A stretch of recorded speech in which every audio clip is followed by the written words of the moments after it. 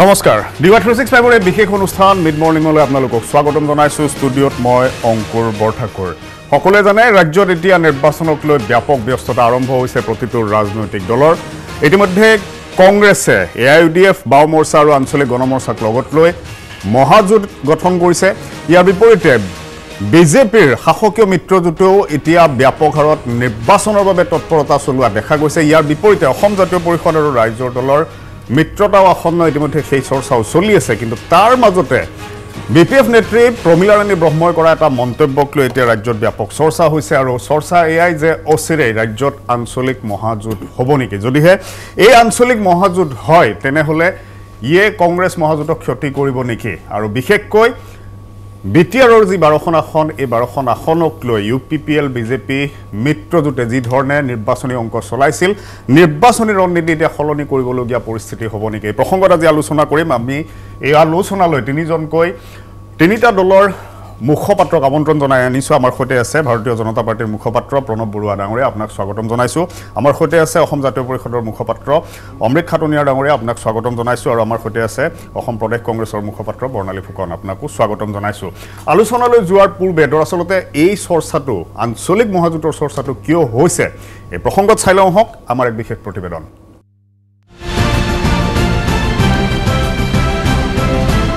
সকলো আঞ্চলিক দল একত্ৰিত হোৱাটো বিচাৰে বিপিএফে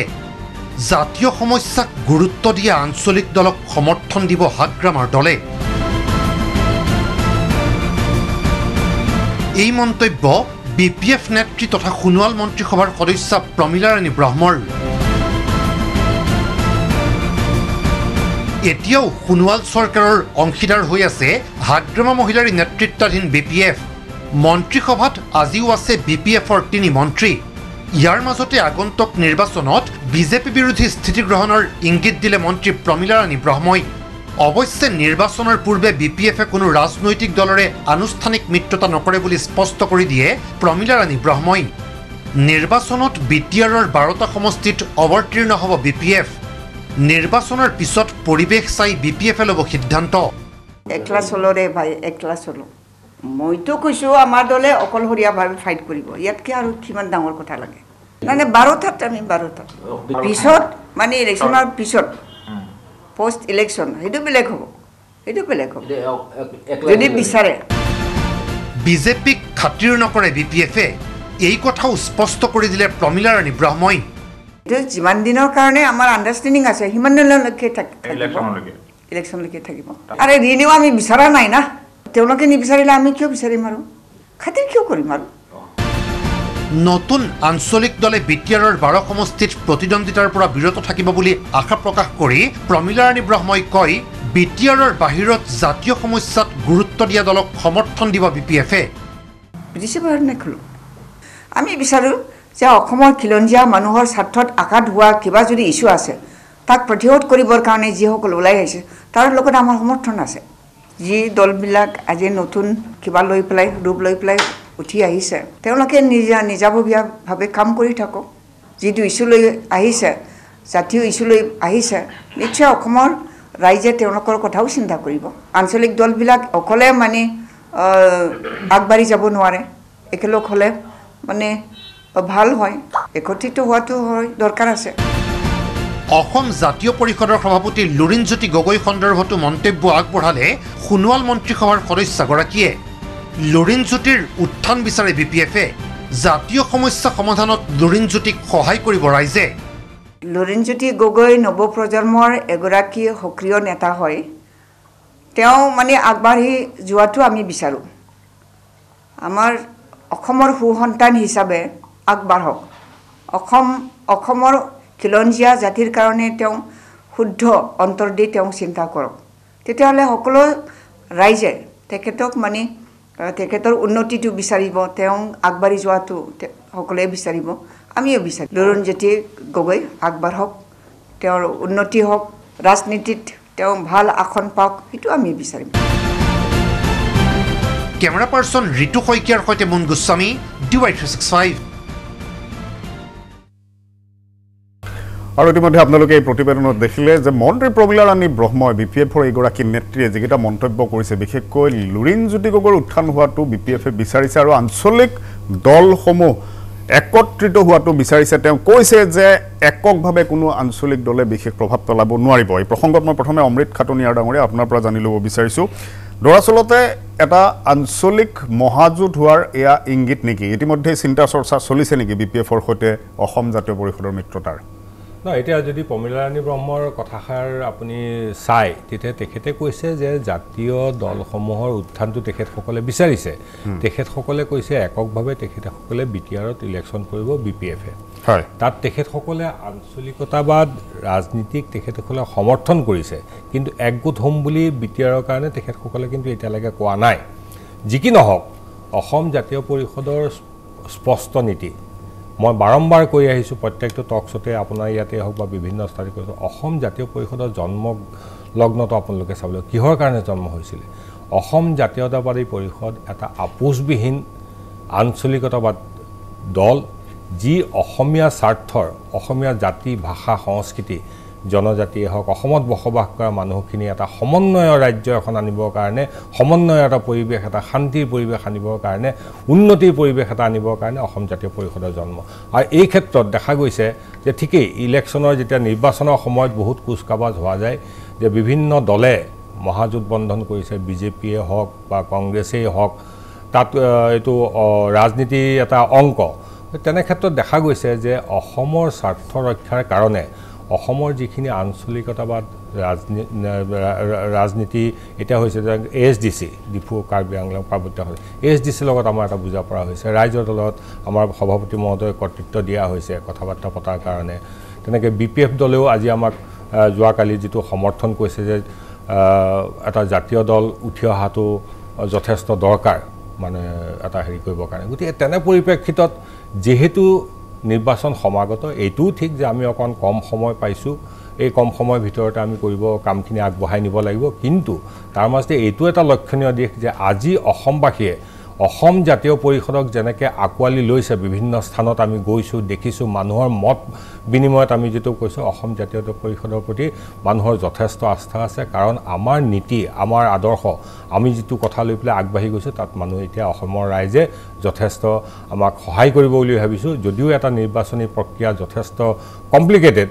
তথাপি আমি ভাবোঁ যে আমাৰ এটা সুফল আমি পাবলৈ সক্ষম হ'ম ঠিক আছে মই আহিম মই প্ৰণৱ বৰুৱা ডাঙৰীয়া আপোনাৰ পৰা জানিব বিচাৰিছোঁ যে বিপিএফৰ শেহতীয়া যিটো স্থিতি কিন্তু বিজেপিৰ বিৰুদ্ধে তেওঁলোকে এটা আক্ৰোশমূলক স্থিতি লোৱা দেখা গৈছে মই যদি জানিব বিচাৰিছোঁ যে বিপিএফক এৰাটো দৰাচলতে বিজেপিৰ ভুল হ'ল নেকি শেহতীয়া বিটিচি নিৰ্বাচনত যিটো ভূমিকা বিজেপিয়ে ল'লে এয়া ভুল হ'ল নেকি দলটোৰ ভাৰতীয় জনতা পাৰ্টিয়ে বুলিয়ে নহয় সকলো ৰাজনৈতিক দলে নিজৰ আদৰ্শটো বিস্তাৰ কৰিব বিচাৰে এইটো ৰজা মহাৰাজাৰ দিনৰ পৰাই এইটো কথা আছে গতিকে সকলো ৰাজনৈতিক দলে নিজৰ সাংগঠনিক দৃষ্টি সাংগঠনিক পৰিসৰ বহলাব বিচাৰে গতিকে ভাৰতীয় জনতা পাৰ্টিয়ে বিটিচি এৰিয়াত আজি বহু দিনৰ পৰাই বিপিএফৰ ওপৰত বহু মানুহ অসন্তুষ্ট হৈছিল আৰু তেওঁলোকে ভাৰতীয় জনতা পাৰ্টিয়ে তাতে সক্ৰিয়তাৰে নিৰ্বাচনত অংশগ্ৰহণ কৰাটো বিচাৰিছিল আৰু ৰাইজৰ আহ্বানৰ প্ৰতি সঁহাৰি জনাই আমি তাত অংশগ্ৰহণ কৰিছিলোঁ এতিয়া ৰিজাল্টবিলাক আপোনালোকে দেখা পাইছে আমি যথেষ্ট সংখ্যক ভোট তাতে পাবলৈ সক্ষম হৈছোঁ দ্বিতীয় কথাটো যিটো আঞ্চলিকতাবাদী কথাটো কৈছে এইটো আচলতে এইটো নতুন কথা নহয় আমাৰ লগতো আমাৰ মহাজোঁটতো অসম গণ পৰিষদ দল আছে বা তেনেকৈ 2-3টা ৰাজনৈতিক দল মিলি আমি আমাৰ এলায়েন্সটো কৰিছোঁ গতিকে ইলেকশ্যনৰ সময়ত আমি স্বাভাৱিকতেই দেখা পাইছোঁ যে বিপিএফ দলেও আগতে কোনো এটা নিৰ্দিষ্ট দলৰ লগতেই দীৰ্ঘদিন ধৰি এলায়েন্সত থকা নাই তেওঁলোকেও নিজৰ য'ত সুবিধা হয় তাত এলায়েন্সৰ কথা আগতে কৰিছে আৰু কৈছে গতিকে মই নাভাবোঁ যে এইটো কিবা বিশেষ তাৎপৰ্যপূৰ্ণ কথা তেওঁলোকৰ ক্ষেত্ৰত কিন্তু ইলেকশ্যন অহাৰ লগে লগে বিভিন্ন সমীকৰণ আৰম্ভ হ'ব আৰু স্বাভাৱিকতেই সেই সমীকৰণৰ ওপৰতেই নিৰ্বাচন অনুষ্ঠিত হ'ব আৰু আমি ভাৰতীয় জনতা পাৰ্টি যিকোনো দলৰ যিকোনো সমীকৰণেই নহওক কিয় যাৰ লগতে যি সমীকৰণ নহওক কিয় আমি কেনেদৰে নিৰ্বাচনত জয়লাভ কৰিব পাৰিম তাৰ কাৰণে ইতিমধ্যে আমাৰ ব্যাপক পৰিকল্পনা আৰু সেই দিশত আমি আমাৰ সাংগঠনিক কাম কাজ আজি 2 মাহ আগৰ পৰাই আৰম্ভ হৈছে নিৰ্বাচন কেন্দ্ৰিক যিটো কাম কাজ গতিকে ৰাজ্যত যিকোনো ধৰণৰ সমীকৰণেই নহওক কিয় আমি এটা কথা জানো যে আমি জনসাধাৰণৰ ওচৰত যাব লাগিব আৰু নিৰ্বাচনত আমি শক্তিশালী ৰূপত অৱতীৰ্ণ হ'বই লাগিব এইটো এটা আমাৰ স্বাভাৱিক ইলেকশ্যনৰ এটা প্ৰক্ৰিয়া গতিকে কাৰ লগত কি এলায়েন্স হয় সেইটোৰ লগত আমাৰ ক'বলগীয়া নাই কিন্তু আমি বিৰোধী দল শক্তিশালী হোৱাটো আমি বিচাৰিছোঁ আৰু আমি আশা ৰাখিছোঁ বিৰোধী দল শক্তিশালী হ'লে গণতান্ত্ৰিক ব্যৱস্থাটোত মানুহৰ কাৰণে সহায় হয় গতিকে সকলো ৰাজনৈতিক দলকে আমি শুভেচ্ছা জনাইছোঁ তেওঁলোকে যাৰ লগতে এলায়েন্স কৰিব পাৰে সেইটো তেওঁলোকৰ নিজৰ কথা ঠিক আছে কিন্তু আমি যদি চাওঁ বিশেষকৈ শেহতীয়াকৈ আপোনালোকৰ কেইবাগৰাকীও শীৰ্ষ নেতাই মন্তব্য কৰি আহিছে যে বিটিআৰৰ যি 12টা সমষ্টি যি 12খন আসন এইবাৰ এই আসনকেইখনত বিজেপিয়ে বিশেষভাৱে চকু ৰাখিব যিহেতু ইউপিপিএলৰ সৈতে মিত্ৰতা হ'ল এতিয়া ইউপিপিএলৰ সৈতে নিশ্চয় আসন বুজাবুজি হ'ব মিত্ৰতা যাৰেই নহওক বিজেপিয়ে এই ক্ষেত্ৰত কোনো ধৰণৰ শংকা নলয় ইতিমধ্যে আপুনি এই কথা স্পষ্ট কৰিছে কিন্তু বিটিসি নিৰ্বাচনৰ যদি আমি ফলাফললৈ চাবলৈ যাওঁ যে বিজেপি আৰু ইউপিপিএলৰ মিত্ৰতা হোৱা সত্ত্বেও কিন্তু হাগ্ৰামা মহিলাৰে নিজৰ প্ৰভাৱ দেখুৱাবলৈ সক্ষম হৈছিল মাত্ৰ 4খন আসন তেওঁলোকৰ কম হ'ল অন্যথা কিন্তু আকৌ বিটিসি হাগ্ৰামাৰ দখললৈ গ'লহেঁতেন এইটো যদি আপুনি চাই যে বিটিসিৰ যিটো পৰিষদীয় নিৰ্বাচন আৰু ৰাজ্যৰ বিধানসভা নিৰ্বাচন আৰু লোকসভা নিৰ্বাচন এই গোটেইকেইটা নিৰ্বাচনতে নিজৰ নিজৰ এটা চৰিত্ৰ থাকে গতিকে তাতে ৰিজনেল পাৰ্টি হিচাপে এতিয়াও মানুহে তাত ৰিজনেল পাৰ্টিক প্ৰিফাৰেন্স কৰাৰ এটা প্ৰৱণতা আছে আপুনি তাতে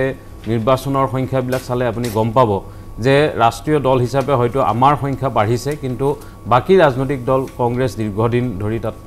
অসমত শাসনত আছে বা ভাৰতবৰ্ষৰ শাসনত আছে তৎসত্ত্বেও কিন্তু মানুহে তাত এটা ৰিজনেল পৰিৱেশৰ প্ৰতি মানুহ বেছি আকৃষ্ট হোৱা আমি দেখা পাইছিলোঁ বিটিসি ইলেকশ্যনত কিন্তু যদি আপুনি গোটেই ৰাজ্যৰ আকৌ বিধানসভা নিৰ্বাচনৰ পৰিপ্ৰেক্ষিতত কথাটো বিচাৰ কৰে তেতিয়া মই যেনেকে ভাবো যে জনসাধাৰণে আকৌ মতামতটো সলনি কৰে আমি দেখা পাইছোঁ যে বিধানসভাৰ যেতিয়া আমি ভোটৰ পেটাৰ্ণবিলাক চাওঁ তেতিয়া লোকসভাত যেতিয়া নিৰ্বাচন হয় কিছু বিধানসভা সমষ্টিবিলাকত চাব যে ভাৰতীয় জনতা পাৰ্টিয়ে যথেষ্ট সংখ্যক ভোট লাভ কৰে প্ৰথম স্থানত অধিষ্ঠিত হয় আজি সেইটো প্ৰায় 15-20 বছৰ আগৰ পৰা আৰম্ভ হৈছে কিন্তু বিধানসভা পৰ্যায়ত আমি কিছু কমি যায় আকৌ বিটিসি বা হেনেকুৱা ধৰণৰ তলৰ নিৰ্বাচনবিলাকত কমি যায় গতিকে মই ভাবো যে এইবাৰ তাৰ এটা পৰিৱৰ্তন হৈছে এই কাৰণে যে আমি দিল্লী আৰু দিছপুৰত আমি শাসন কৰিছিলোঁ আমাৰ শাসন ৰাইজে দেখা পাইছে আৰু সেই কাৰণে স্বাভাৱিকতে এই বিধানসভা নিৰ্বাচনত মই ভাবো যে যিবিলাক মানুহে দীৰ্ঘদিন ধৰি যোৱা নিৰ্বাচনলৈকে বিপিএফৰ লগত আছিল আৰু যোৱা নিৰ্বাচনতো কিন্তু বিপিএফৰ থকাৰ কাৰণে আমি বহু সমষ্টিত প্ৰাৰ্থী দিয়া নাছিলোঁ এই গোটেই 12টা সমষ্টিতে বিপিএফে খেলিবৰ কাৰণে সুবিধা পাইছিল কিন্তু মই ভাবো যে এইবাৰ পৰিস্থিতি বহুত সলনি হৈছে ৰাইজ যেহেতু আমাৰ লগত আছে গতিকে আমি ৰাইজৰ ওপৰত ভৰসা কৰি নিৰ্বাচনত অৱতীৰ্ণ হৈছোঁ আৰু বিপিএফৰ থকা নথকাৰ ওপৰত আমাৰ সফলতাৰ ওপৰত কোনো প্ৰভাৱ নপৰে ঠিক আছে মই বৰ্ণালী ফুকন আপোনাৰ ওচৰলৈ আহিছোঁ আপোনালোকৰ মিত্ৰজোঁট হোৱাৰ পৰা বা মিত্ৰজোঁট হোৱাৰ আগৰে পৰা আমি দেখি আহিছোঁ বাৰে বাৰে আপোনালোকৰ নেতৃত্বই কৈ আহিছে যে বিজেপি চৰকাৰক উৎখাত কৰিব লাগে মই জানিব বিচাৰিছোঁ যে বিজেপিক অসমৰ ৰাইজে কিয় উৎখাত কৰিব লাগে কি এনে সমস্যা হৈছে যে ভাৰতীয় জনতা পাৰ্টিক উৎখাত কৰাটো এতিয়া অত্যন্ত প্ৰয়োজনীয় হৈ পৰিছে ভাৰতীয় জনতা পাৰ্টিয়ে হ'ল অসমীয়া বিৰোধী দুখীয়া বিৰোধী সংস্থাপন বিৰোধী এনেকুৱা এটা দল যিটো দলে সদায় মিছা কথাৰ ওপৰত মিছা কথাই কৈ মিছা প্ৰলোভনেৰে সদায় ভোট কিনিবলৈ চেষ্টা কৰে আজি এনেকুৱা ইমানেই তেওঁলোক গৰ্ব মানে কৰে যে তাৰ আপোনাৰ ৰিজাল্ট স্বৰূপে আপোনালোকে চাব পাৰে তেওঁলোক ইমান মানে পাৱাৰত মতলীয়া হৈ পেলাই সদায় কয় যে আমিয়ে জিকিম কিন্তু এনেকুৱা মানে আপুনি চাবলৈ যাওক লাষ্ট ইলেকশ্যন সমূহত ছত্তীশগড়ত চাওক ৰাজস্থানত চাওক পঞ্জাবত চাওক মধ্যপ্ৰদেশতো আমি কংগ্ৰেছ চৰকাৰ আহিবলৈ সক্ষম হলো কাৰণ তেওঁলোকৰ লাষ্টত তেওঁলোকে বাহুবল দেখুৱাই ঘোঁৰা কিনা বেচা কৰাৰ দৰে তেওঁলোকে আকৌ চৰকাৰখন ভাঙি পেলালে গতিকে এনেকুৱা এখন চৰকাৰ ফেচিবাদী চৰকাৰ এখন যেতিয়া চলি থাকিব তেতিয়া ডেফিনেটলি আমাৰ অসমীয়া ৰাইজে ভাৰতবৰ্ষৰ ৰাইজে তাৰ পৰা পৰিত্ৰাণ পাবলৈ চেষ্টা কৰিব আৰু আমি কংগ্ৰেছৰ এইকাৰণে এতিয়া বৰ্তমান সময়ত আপোনালোকে সকলোৱে জানে ৰাইজেও জানে সৰ্বচৰ্চিত আপোনাৰ জোটবন্ধনটোৱে হৈছে কংগ্ৰেছৰ মহাজোটবন্ধনটো আৰু আমি আজি পমিলা ৰাণী বাইদেউ যোন মানে কথাটো ক'লে যে মানে জাতীয়তা বুটটো থাকিব লাগে আজি চাওক জাতীয়তা বুটটো থাকিব লাগিব আৰু কংগ্ৰেছৰ ৰাষ্ট্ৰীয় পাৰ্টি এটাও লাগিব আজি কাৰ নিচিনা মাৰাত্মক এটা মৰণাস্ত্ৰ এটা যেতিয়া অসমীয়াৰ ওপৰত জাপি দিছিলে প্ৰথম যেতিয়া ৰাজ্যসভাত কংগ্ৰেছে বহুত ভালকৈ ষ্ট্ৰংলি প্ৰটেষ্ট কৰিছিলে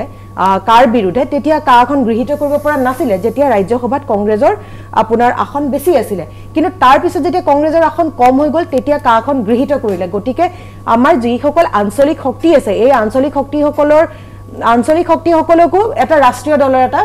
প্ৰয়োজন হ'ব গতিকে আমি সকলোৱে একগোট হৈ পেলাই কাম কৰাটো বৰ্তমান অসমৰ ৰাইজে বিচাৰিছে যে বিজেপি চৰকাৰখনক আমি অটৰাই দিব লাগিব একগোট হৈ পেলাই কাৰণ আমাৰ মানসিকতা একে আমি কি বিচাৰিছো হেয়া একে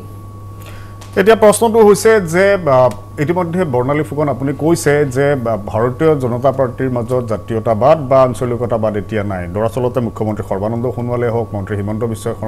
শৰ্মাই হওক বা ৰঞ্জিত দাস ডাঙৰীয়াই হওক এই তিনিজনে দলটো সন্মুখৰ পৰা নেতৃত্ব দি আছে দৰাচলতে আঞ্চলিকতাবাদী চৰিত্ৰ আৰু জাতীয়তাবাদৰ ধাৰণাটো এতিয়া এওঁলোকৰ মাজত নাই নেকি এই প্ৰসংগটো আমি আলোচনা কৰিম লগতে আমি আলোচনা কৰিম যে এটা চৰ্চা চলিছিল বা এটা বিশেষ সূত্ৰৰ পৰা আমিও জানিব পাৰিছোঁ যে বিটিচি নিৰ্বাচনত অসম জাতীয় পৰিষদে বিপিএফক সহায় কৰিছিল আৰু যাৰ প্ৰতিদান এতিয়া দিবলৈ বিপিএফৰ ফালৰ পৰা এনেধৰণৰ মন্তব্য কৰা হৈছে আমি এই প্ৰসংগত আলোচনা কৰিম খন্তেক বিৰতিৰ পিছতে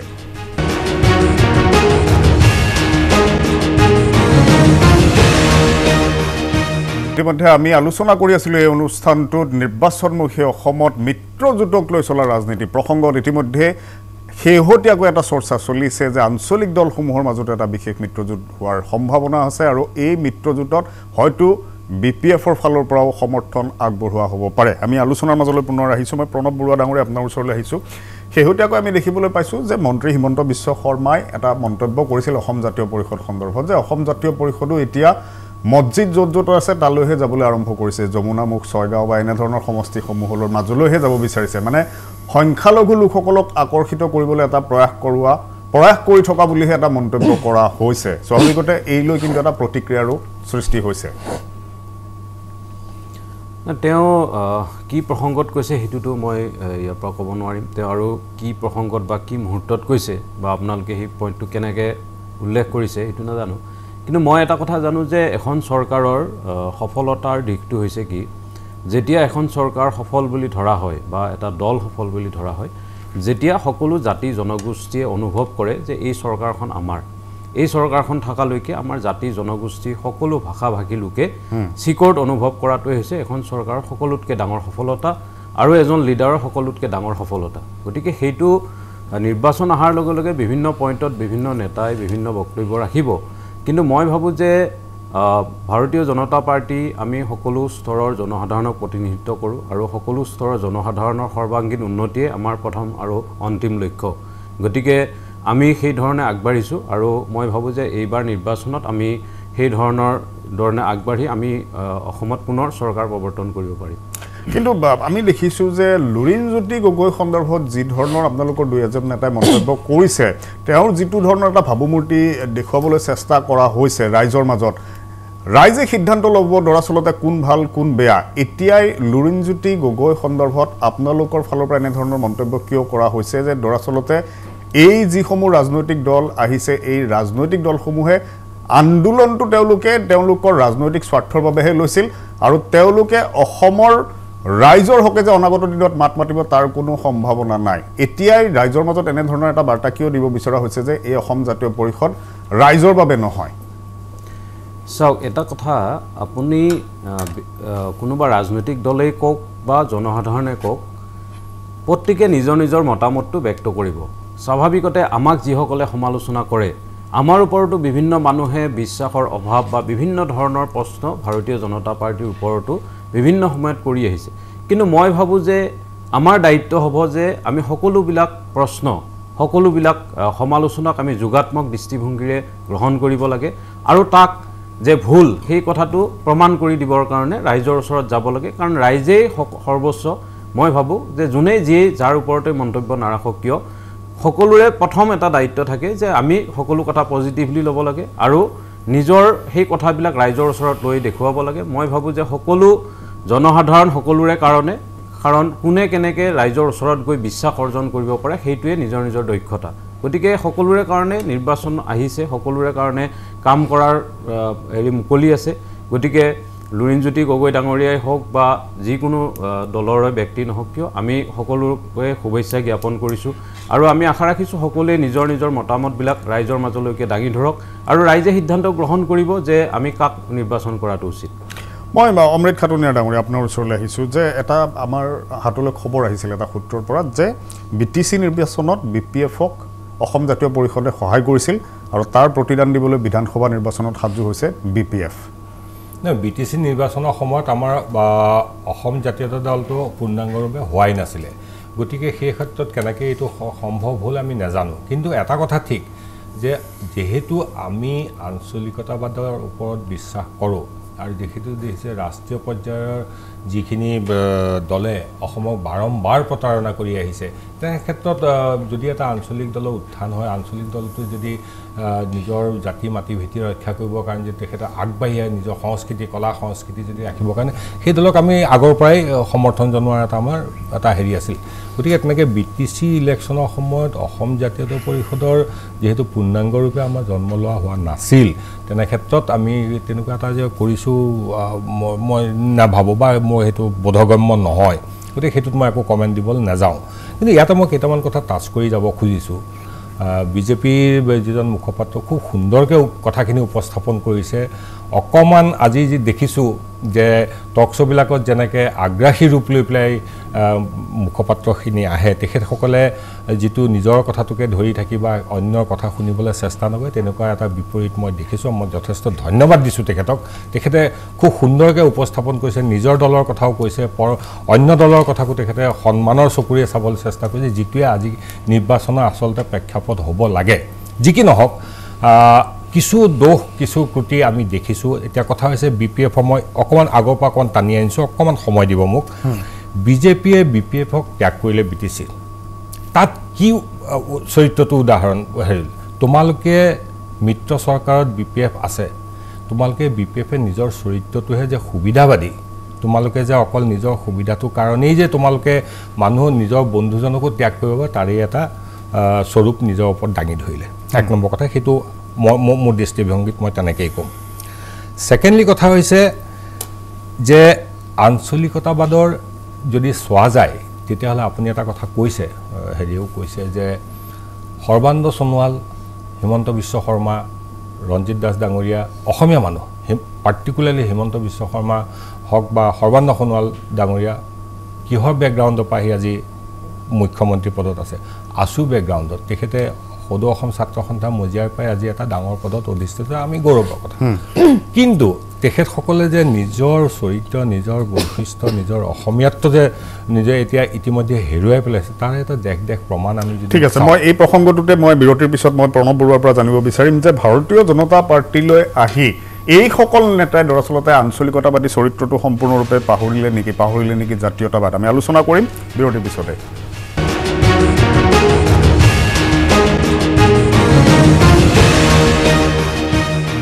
বিৰতিৰ পিছত পুনৰ স্বাগতম জনাইছোঁ আৰু আমি কথা পাতি আছোঁ নিৰ্বাচনমুখী অসমত কেইবাটাও ইতিমধ্যে মিত্ৰজোঁট হৈছে আৰু এই মিত্ৰজোঁটসমূহে সমাগত নিৰ্বাচনত কি ধৰণৰ প্ৰদৰ্শন কৰিব আৰু তাৰ মাজতে নতুন এক আঞ্চলিক মিত্ৰজোঁটৰ যি চৰ্চা চলি আছে যদিহে বাস্তৱত এই আঞ্চলিক মিত্ৰজোঁট হয় তেনেহ'লে সমাগত বিধানসভা নিৰ্বাচনত ইয়ে কি ধৰণৰ প্ৰভাৱ বিস্তাৰ কৰিব মই এবাৰ বৰ্ণালী ফুকন আপোনাৰ ওচৰলৈ আহিব বিচাৰিছোঁ যে মিত্ৰজোঁট যিটো আপোনালোকৰ মহাজোঁট হ'ল এই মহাজোঁটত অসম জাতীয় পৰিষদ আৰু ৰাইজৰ দলক বাৰে বাৰে আহিবলৈ আমন্ত্ৰণ জনাই থকা হৈছিল আপোনালোকৰ নেতা সাংসদ গৌৰৱ গগৈয়ে মন্তব্য কৰিছিল যে তিনি গগৈ একলগ হ'লে কোনেও আৰু ৰখাব নোৱাৰিব এতিয়া জানিব বিচাৰিছোঁ যে আপোনালোকৰ প্ৰয়াস সকলো ধৰণৰ চলিছিল কিন্তু AIUDFক লগত লোৱাৰ বাবে এই আঞ্চলিক দল দুটা আপোনালোকৰ মাজত নাহিল নেকি দৰাচলতে নীতি আদৰ্শ জলাঞ্জলি দিব লগা এক পৰিস্থিতি হ'লহেঁতেন নেকি যাৰ বাবে এই দুটা দল আপোনালোকৰ এই মহাজোঁটত চামিল নহ'ল এই কথাষাৰ সম্পূৰ্ণভাৱে মই সমৰ্থন কেতিয়াও কৰিব নোৱাৰোঁ কাৰণ কথাষাৰ হ'ল আপোনাৰ কা আন্দোলনৰ পটভূমিত জন্ম হোৱা আৰু এটা আপোনাৰ আমাৰ জাতীয়তাবাদী শক্তি হৈছে আঞ্চলিক গণমৰ্চা যিটো নেকি আমাৰ বাকী বামপন্থী শক্তি যে CPI CPMৰ লগত এনাখন আমাৰ বাকী 4টা দলৰ লগত আপোনাৰ আঞ্চলিক গণমৰ্চাও আমাৰ লগত চামিলকৰণ হৈছে গতিকে ৰাইজৰ দল আৰু জাতীয় পৰিষদৰ লগত আমিও একলগ হোৱাৰ মেইন কাৰণটো হৈছে আমাৰ অসমৰ ৰাইজে বিচাৰিছে যে জাতীয়তাবাদী শক্তিসকল যিমানবোৰ আছে সকলো একগোট হৈ পেলাই এই ফেচিবাদী চৰকাৰখনৰ বিৰুদ্ধে গৈ পেলাই ইলেকশ্যন খেলক আৰু ৰাইজ সদায় আঞ্চলিকতাবাদৰ মানে ফেভৰত আহিব গতিকে আমিও চেষ্টা চলাই আছোঁ যে আমি এতিয়াও আমাৰ কংগ্ৰেছৰ দুৱাৰ সদায় খোলা আছে আমি একেলগে কাম কৰিবলৈ নিশ্চয়ভাৱে সুখী হ'ম কাৰণ আমাৰ স্বাৰ্থ ৰাইজৰ স্বাৰ্থ ঠিক আছে যদিহে এই মিত্ৰজোঁট হয় আপুনি কি ভাবে যে কংগ্ৰেছক কংগ্ৰেছে নেতৃত্ব লোৱা এই মহাজোঁটক ৰাইজে কিয় বিচাৰিব ৰাইজে কিয় আকৌ কংগ্ৰেছক ভোট দিব আজি মই অলপ আগতে মই কৈ গৈছিলোঁ আপোনাৰ আন্দোলনখনৰ আপোনাৰ আইনখনৰ কথাকে মই আকৌ প্ৰমাণ দি পেলাই আপোনাক ক'ব বিচাৰিম যে আইনখনো কংগ্ৰেছৰ আপোনাৰ ষ্টেপতহে প্ৰথমবাৰ বাতিল হৈছিলে ৰাজ্যসভাত গতিকে কংগ্ৰেছক অসমীয়া জাতি বচাবৰ কাৰণে বিৰাট জৰুৰী আৰু কংগ্ৰেছৰ এইটো ৰেছপন্সিবিলিটি হৈ গৈছে বৰ্তমান অসমীয়া জাতিটোৰ হৈ ফাইট কৰা আৰু আমাৰ প্ৰতিগৰাকী সাংসদে বীৰৰ দৰে গৈ পেলাই আপোনাৰ সংসদত গৈ পেলাই ফাইট কৰিছে অসমীয়া জাতিৰ ধ্বংসী এই আইনখন আপোনাৰ ৰখাবৰ কাৰণে গতিকে কংগ্ৰেছক অসমীয়া ৰাইজে বিচাৰিব আৰু অসমীয়া ৰাইজে আঞ্চলিক শক্তিসকলক একলগে বিচাৰিছে যাতে এনেকুৱা বিজেপি আৰু মৰণাস্ত্ৰ নিচিনা মৰণাস্ত্ৰ মূৰত মাধমাৰ নামাৰে অসমীয়া জাতি ঠিক আছে ৰাইজে যদি বিচাৰিছে মই অমৃত খাটনিয়া ডাঙৰীয়া আপোনাৰ পৰা জানিব বিচাৰিছোঁ ৰাইজে যদি বিচাৰিছে মিত্ৰতা আনুষ্ঠানিক মিত্ৰতাত এই মহাজোঁটত চামিল হোৱাত অসম জাতীয় পৰিষদৰ আপত্তিটো ক'ত থাকিল যদিহে আপোনালোকৰ উদ্দেশ্য একেটাই হয় যে বিজেপিক উৎখাত কৰিব লাগে আচলতে চাবল যদি যায় যদি ৰাষ্ট্ৰীয় দলবিলাক দুইটা ৰাষ্ট্ৰীয় দলেই কওক বিজেপিয়ে কওক বা কংগ্ৰেছেই কওক চৰিত্ৰগত কোনো পাৰ্থক্য নাই হা দুইটা দলেই বিদেশী অসমক সংস্থাপিত কৰিব বিচাৰে কাৰণ ভোট বেংক এটাই মুছলিমসকলক লৈ পেলাই হিন্দু বঙালীসকলক ভোট বেংক বনোৱাৰ চেষ্টা কৰে ইটোৱে মুছলিমক কৰে এনেকৈ গোটেই চৰিত্ৰগত কোনো ডিফাৰেঞ্চ নাই গতিকে তেনে ক্ষেত্ৰত অসম জাতীয় পৰিষদৰ যি আদৰ্শ যিটো কাৰণে জন্ম হৈছিল সেই জন্মৰ আমি নীতি আদৰ্শ জলাঞ্জলি দিব নোৱাৰোঁ আৰু নিদিওঁ আৰু এটা কথা এইখিনিতে মই স্পষ্ট কৰিব খুজিছোঁ যে অসম জাতীয় পৰিষদ অকল মাত্ৰ আন্দোলনৰ প্ৰেক্ষাপটতেই হোৱা নাছিল আন্দোলনৰ এটা কাৰণ আছিল এইটো নোহোৱা নহয়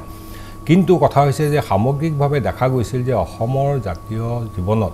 বিজেপিৰ যিটো কুপ্ৰভাৱ পৰিছে আমি জাতীয় অসমীয়া জাতি ভাষা সংস্কৃতি কলা সংস্কৃতি বা ধৰ্মীয় মেৰুকৰণ এই গোটেইখিনি দেখি এটা সাম্প্ৰদায়িকতাৰ বিস্পবাস যিটো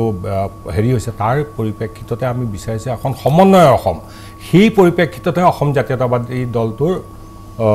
জন্ম হৈছিল গতিকে সেই পৰিপ্ৰেক্ষিতত আমি কোনো পধ্যেই এনেকুৱা এটা কাম কৰিব নোৱাৰোঁ যিটো আমি ৰাষ্ট্ৰীয় ৰাজনৈতিক দলৰ লগত আমি একগোট হোৱাৰ আমাৰ কোনো হেৰি নাই পৰিকল্পনা নাই বা আমি সেইটোত আমি যাব নোৱাৰোঁ গতিকে আমাৰ স্থিতি স্পষ্ট কাৰণ আমি এটা আপোচবিহীন আঞ্চলিকতাবাদী দল হিচাপে ওলাইছোঁ আমি এইটো ওলাৰ প্ৰয়োজন হৈছিল যিহেতু অসম গণ পৰিষদে আমাক সম্পূৰ্ণৰূপে বিশ্বাসঘাতকতা কৰি অসমৰ ৰাইজক বিজেপি বুকুচাত উঠি অসমৰ জাতীয়তাবাদ অসমৰ আঞ্চলিকতাবাদৰ যি জলাঞ্জলি দিলে তাৰ পৰিপ্ৰেক্ষিতত অসমে বিচাৰিছে অসমীয়া ৰাইজে বিচাৰিছে এটা আপোচবিহীন জাতীয় সংগঠন যিটো কাৰণে অসম জাতীয় পৰিষদ আহিছে গতিকে গণমৰ্চা যিটো কথা কৈছে তেখেতে ঠিকেই গণমৰ্চাৰ এটা আঞ্চলিকতাবাদী দল তেখেতসকলৰ অজিত ভূঞা ডাঙৰীয়াৰ নেতৃত্বত হৈছে তেখেতৰ আন্দোলনৰ প্ৰেক্ষাপটতেই হৈছে যদিও এতিয়া তেখেতসকলে কংগ্ৰেছৰ লগতে হওক বা AIDFৰ লগতে যাবলৈ যোজা কৰিছে বা গৈছে কিন্তু অসম জাতীয় পৰিষদে নিজৰ স্থিতি এতিয়াও অটল আমি সদায় নিজৰ আঞ্চলিকতাবাদ যিটো আমাৰ চৰিত্ৰ সেইটো আমি অক্ষুণ্ণ ৰাখিম তাৰোপৰি মই আহিম আপোনাৰ ওচৰলৈ মই এবাৰ প্ৰণৱ বৰুৱাৰ পৰা প্ৰতিক্ৰিয়া লৈ ল'ব লাগিব ইতিমধ্যে কংগ্ৰেছৰ মুখপাত্ৰগৰাকী আৰু অসম জাতীয় পৰিষদৰ মুখপাত্ৰগৰাকীয়ে কৈছে যে ভাৰতীয় জনতা পাৰ্টি দৰাচলতে খিলঞ্জীয়াৰ হকে কাম কৰা এটা দল নহয় চৰকাৰখনৰ বিষয়ে তেওঁলোকে যিবোৰ অভিযোগ আনিছে মই জানিব বিচাৰিছোঁ যে সৰ্বানন্দ সোণোৱাল ডাঙৰীয়াক তেওঁ জাতীয় নায়ক হিচাপে তেওঁ পৰিচয় দিয়া হৈছিল মন্ত্ৰী হিমন্ত বিশ্ব শৰ্মা তেওঁ আঞ্চলিকতাবাদী ৰাজনীতিৰ পৰাই তেওঁৰ কেৰিয়াৰ আৰম্ভ কৰিছিল ৰঞ্জিত দাস ডাঙৰীয়া আছে দৰাচলতে এই নেতাসকলে এতিয়া জাতীয়তাবাদ আঞ্চলিকতাবাদ সম্পূৰ্ণৰূপে পাহৰি গ'ল নেকি আসলতে অসমৰ ৰাজনীতিত আপুনি দীৰ্ঘদিনীয়া সময় যদি বিশ্লেষণ কৰে দেখা পাব যে সদায় এটা আঞ্চলিকতাবাদী ভাৱধাৰা আৰু ৰাষ্ট্ৰীয়তাবাদী ভাৱধাৰাৰ মাজত এটা সদায় এটা বিৰোধেই বুলি কয় বা পাৰ্থক্যই বুলি কয় বা মতৰ অমল বুলিয়ে কয় যি বুলিয়ে কয় এটা দীৰ্ঘদিন এতিয়া নহয় এইটো প্ৰায় 60 দশক মানৰ পৰা এটা আৰম্ভ হৈছিল আৰু আপুনি চাব যে এই কথাটোৰ লগত কিন্তু দুটা কথা জড়িত আছে প্ৰথম কথাটো হৈছে কি স্বাধীনোত্তৰ পিছৰ পৰা যিসকল ৰাজনৈতিক নেতাই বিভিন্ন দলত অসমৰ পৰা প্ৰতিনিধিত্ব কৰিছিল তেওঁলোক কিন্তু অসমৰ সমস্যাসমূহ উপস্থাপন কৰাৰ ক্ষেত্ৰত হেমবৰুৱাক বাদ দিলে তেনেকুৱা কোনো মানুহ নাপায় যিয়ে নেকি সমস্যাটো সূক্ষ্মভাৱে বিভিন্ন সময়ত ভাৰতীয় প্ৰেক্ষাপটত এই বিশ্লেষণ দাঙি ধৰিব পাৰিছিল দ্বিতীয় কথাটো হৈছে কি দিল্লীৰ পৰা দূৰত হোৱাৰ কাৰণেও বহু সময়ত মই নিজেই ৰাষ্ট্ৰীয় দলত থাকিও এই কথাটো দেখা পাইছিলোঁ যে বহু মানুহৰ অসমৰ ওপৰত এটা স্পষ্ট ধাৰণা নাই অথচ সি ৰাজনৈতিক দলতেই আছে গতিকে এই দুটা কথাৰ কিন্তু এটা দুটা কথাই আছে দুটা কথাই গুৰুত্বপূৰ্ণ আমি দুটা কথাই চাব লাগে দ্বিতীয় এটা কথা কৈছে যে আঞ্চলিকতাবাদী কথাটো যিটো কথা কৈছে আজি আপুনি চাব যে আঞ্চলিকতাবাদী দলসমূহৰ পৰাই ৰাষ্ট্ৰীয়তাবাদী দলতো বহু মানুহ আহিছে আৰু তেওঁলোকে অহাৰ আগতেতো আঞ্চলিকতাবাদৰ কথাই কৈছে আৰু শেহতীয়াকৈ আমি দেখা পাইছোঁ যে বিভিন্ন সংগঠনে আঞ্চলিকতাবাদী বা অসমৰ অঞ্চলটোৰ কথা কোৱাৰ পিছত আকৌ পিছ মুহূৰ্তত ৰাষ্ট্ৰীয়তাবাদী দলত যোগদান কৰিছে এতিয়া এই কথাটোৱে কিন্তু আসলতে কোনটো সঁচা কোনটো মিছা মানুহৰ মাজত এটা স্পষ্ট ধাৰণা দিয়াৰ ক্ষেত্ৰত আঞ্চলিকতাবাদী শক্তিসমূহ মই ভাবোঁ যে বিশ্বাসযোগ্যতাৰ এটা অভাৱ হৈছে তেওঁলোকে সেইটো স্বীকাৰ কৰে নকৰে সেইটো বেলেগ কথা কাৰণ কালিলৈকে যিটো মানুহে যিজন ব্যক্তিয়ে ৰাজনৈতিক হওক বা অন্য সংগঠনৰ হওক এটা কথা কোৱাৰ পিছত দ্বিতীয় দিনাখন যদি আকৌ ৰাজনৈতিক বেলেগ এটা দৰ্শনত বিশ্বাস কৰে তেতিয়াহ'লে তেওঁলোকে কেইদিনমান আগলৈকে কিন্তু সেই ধাৰাটোক নেতৃত্ব বহন কৰা বুলি তেওঁলোকে দাবী কৰে গতিকে মানুহৰ মাজত আজি যদি মই ভাবোঁ যে আঞ্চলিকতাবাদী শক্তি যদি অসমত প্ৰতিষ্ঠাপিত হ'ব লাগে বা তেওঁলোকে সঁহাৰি পাব লাগে তেওঁলোকে কিন্তু কঠিন পৰিস্থিতিৰ সন্মুখীন হ'ব লাগিব আৰু তেওঁলোকৰ সকলো ক্ষেত্ৰতে মই ভাবোঁ যে বিশেষকৈ চৰিত্ৰগত নেতাসকলৰ চৰিত্ৰ তেওঁলোকৰ দৃষ্টিভংগী তেওঁলোকৰ ওপৰত বিশ্বাসযোগ্যতাৰ কাৰণে তেওঁলোকে সংগ্ৰাম কৰিব লাগিব মই ভাবোঁ যে সেই সংগ্ৰামত যদি তেওঁলোক অৱতীৰ্ণ হ'ব পাৰে নিশ্চয় অসমৰ ৰাইজে আঞ্চলিকতাবাদী শক্তিক আকোৱালি ল'ব কাৰণ আগতে আকোৱালি লৈছিল কিন্তু সেইটো কৰিব পৰা নোৱাৰাটো সেইটো তেওঁলোকৰ ওপৰত কথা কিন্তু আমি ভাৰতীয় জনতা পাৰ্টিয়ে অসমৰ সমস্যা বা অসমৰ যিখিনি আঞ্চলিকতাবাদী সমস্যাই কওক বা ৰাষ্ট্ৰীয় প্ৰেক্ষাপটৰ সমস্যাই কওক আমি সুন্দৰভাৱে মই ভাবোঁ যে ৰাইজক প্ৰতিনিধিত্ব কৰি সমস্যা সমাধানৰ ক্ষেত্ৰত এই চৰকাৰখনে পদক্ষেপ লৈছে কিন্তু এই কথাটো স্বীকাৰ কৰিব লাগিব যে দীৰ্ঘদিন ধৰি যোৱা ৭০ বছৰৰ যিবিলাক সমস্যা সেই সমস্যা ৰাজনৈতিক সমস্যাবিলাক ৫ বছৰতে সমাধান কৰাটো এটা মই ভাবোঁ যে সেইটো প্ৰেক্টিকেল কথা কাৰো কাৰণে নহয় কাৰণ এইটো সম্ভৱপৰ নহয় আমাৰ দীৰ্ঘদিন জাতি জনগোষ্ঠীসমূহৰ সমস্যা আৰু আপুনি চাব যে এই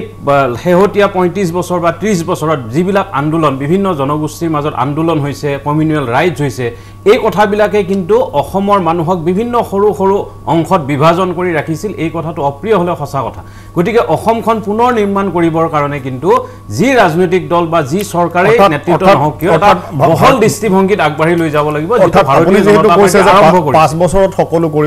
কৰা সম্ভৱ নহয় যে আপোনালোকে এটা ভাবে নেকি যে ৰাজনৈতিক সমস্যাৰ কথা কৈছো ৰাজনৈতিক সমস্যা বা যিকোনো সমস্যা নকৰে যে আকৌ 5 বছৰ ৰাইজে দিব বুলি আপোনালোকে আত্মবিশ্বাসী নেকি এতিয়া শুনক এটা আমাৰ চৰকাৰসমূহৰ বা নেতাবিলাকৰ এটা দীৰ্ঘদিনীয়া এটা অভাৱ কি যিকোনো চৰকাৰ নহওক যিকোনো নেতাৰে নহওক কিয় আমি এটা সমস্যা ৰাইজৰ সমস্যাটো কিন্তু পিছৰ চৰকাৰখনে সেই কথাটো কণ্টিনিউৱাছলি আগবঢ়াই নিয়াত সকলো চৰকাৰ ৭০ বছৰত ব্যৰ্থ হৈছে আৰু সেই কাৰণে এনেকুৱা হয় যে এখন চৰকাৰে যদি কিবা ৰাজনৈতিক সমস্যা এটা আগবঢ়াই লৈ গৈছে পিছৰ চৰকাৰে সেই ধৰণে সঁহাৰি নজনায় আৰু নজনোৱাৰ ফলত হৈছে যিবিলাক সমস্যা 5 বছৰৰ ভিতৰত সমাধান হ'ব পাৰে সেই সমস্যাটো সমাধান হওঁতে 40 বছৰৰ বেছি লাগিছে এইটো স্বাধীনতাৰ পিছত যিমানবিলাক মানুহে নেতৃত্ব গ্ৰহণ কৰিছে বিভিন্ন দলৰ সেইটো মই ভাবোঁ যে এইটো সমূহীয়া ব্যৰ্থতা আৰু সেই ব্যৰ্থতাটো মই মুকলিভাৱে স্বীকাৰ কৰাত মই কোনো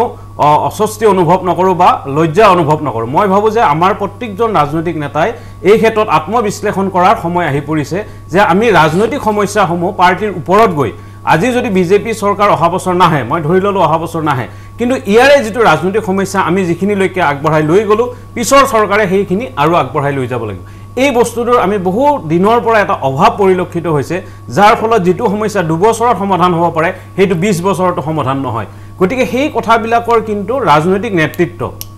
যিসকল পলিটিকেল এক্টিভিষ্ট আছে তেওঁলোকে কিন্তু এইটো বহল পৰিসৰত এটা সমূহীয়া দায়িত্ব বুলি স্বীকাৰ কৰিব লাগিব নহ'লে ৰাজনৈতিক দল ওলাই থাকিব ভাৰতত এতিয়া 6খন ৰাজনৈতিক দল আছে সেইটো কিবা প্ৰয়োজন আছে নেকি আপুনি কওক যিখন আমেৰিকাত দুটা দলেই যথেষ্ট আমাৰ তাত 6খন ৰাজনৈতিক দল হোৱাৰ পিছতো সমস্যাৰ সমাধান নহয় গতিকে মই সেইকাৰণে আপোনাৰ মঞ্চতে এই কথাটো কৈছোঁ এতিয়া নিৰ্বাচনৰ বতৰ বিভিন্ন ৰাজনৈতিক ইস্যু থাকিব কিন্তু আমাৰ সমূহীয়া দায়িত্বও থাকিব ই যি পৰ্যায়ৰে নেতা নহওক কিয় যে আমি প্ৰথমতে ৰাইজৰ কাৰণে আহিছোঁ আৰু ৰাইজৰ সমস্যা সমাধান নহ'লে মই মুখ্যমন্ত্ৰী হওঁ মই প্ৰধানমন্ত্ৰী হওঁ আচলতে তাৰ কোনো ৰাইজৰ অনুভৱ নকৰিব যেতিয়ালৈকে ৰাইজৰ সমস্যা সমাধান নহয় গতিকে সেই ক্ষেত্ৰত মই কথাটো কৈছোঁ যে হয় আমাৰ কিছুমান কাম কাজ যে 100% শুদ্ধ এইটো কোনো ৰাজনৈতিক নেতা কোনো দলে ক'ব নোৱাৰে কাম কৰিব যাওঁতে কিছুমান ক্ষেত্ৰত হয়তো 100% সফল নহয় 70% সফল হ'ব তাৰ পিছৰখিনি আমি আকৌ আত্মবিশ্লেষণৰ মাজেৰে আমাৰ ক'ত ভুল হ'ল সেইখিনি শুধৰাবৰ কাৰণে ৰাইজে এটা দায়িত্ব বা ৰাইজে এটা আমাক সুযোগ দিব লাগিব যদি আমি আজি যিখিনি প্ৰতিশ্ৰুতি আমি দিছিলোঁ আমি এই কথাটো কোনো ৰাজনৈতিক দলে মই মেনিফেষ্টোবিলাক সকলো ৰাজনৈতিক দলৰে বিশ্লেষণ কৰিছোঁ যে কোনো ৰাজনৈতিক দলে প্ৰতিশ্ৰুতি দিয়া 5 বছৰৰ ভিতৰত 100টাই সমস্যা কেতিয়াও আজিলৈকে সমাধান হোৱা নাই নহলে এই ৰাজ্যখন এই ৰাষ্ট্ৰখন আজি এখন উন্নত ৰাষ্ট্ৰত পৰিণত হ'ব পাৰিলেহেঁতেন এই কথাটো সঁচা কিন্তু যিবিলাক সমস্যা আমি সমাধান কৰিব পৰা নাই ৰাইজে বিশ্লেষণ কৰিব লাগিব ৰাইজৰো হেতু দায়িত্ব আছে আমি ৰাইজৰ প্ৰতি অনুৰোধ জনাইছো যে কি পৰিপ্ৰেক্ষিতত এই কথাখিনি কাম কৰিব নোৱাৰিলে গতিকে সকলো দলৰ প্ৰতি এটা পজিটিভ দৃষ্টিভংগীৰে যদি ৰাইজে বিচাৰ কৰে তেতিয়া পৰৱৰ্তী চৰকাৰ কাৰ হ'ব সেইটো ৰাইজে এটা শুদ্ধ ডিসিশন ল'ব পাৰিব মোৰ এইটো জনসাধাৰণৰ ওপৰত বিশ্বাস ঠিক আছে মই বিৰতিৰ পিছত জানিব বিচাৰিম যে দৰাচলতে 5 বছৰৰ বাবে যেতিয়া এখন চৰকাৰ আহে 5 বছৰৰ বাবে যেতিয়া তেওঁলোকে শাসনলৈ অহাৰ পূৰ্বে নিৰ্বাচনী প্ৰচাৰ চলাই এখন তেওঁলোকে যেতিয়া ইস্তাহাৰ প্ৰকাশ কৰে তাত যিবোৰ প্ৰতিশ্ৰুতি দিয়া হয় কিয় 5 বছৰৰ ভিতৰত সম্পূৰ্ণ কৰিব নোৱাৰি কোট এনে সমস্যা থাকে যে 5 বছৰত এই প্ৰতিশ্ৰুতিসমূহ পূৰণত তেওঁলোক সফল হ'ব নোৱাৰে আমি আলোচনা কৰিম বিৰতিৰ পিছত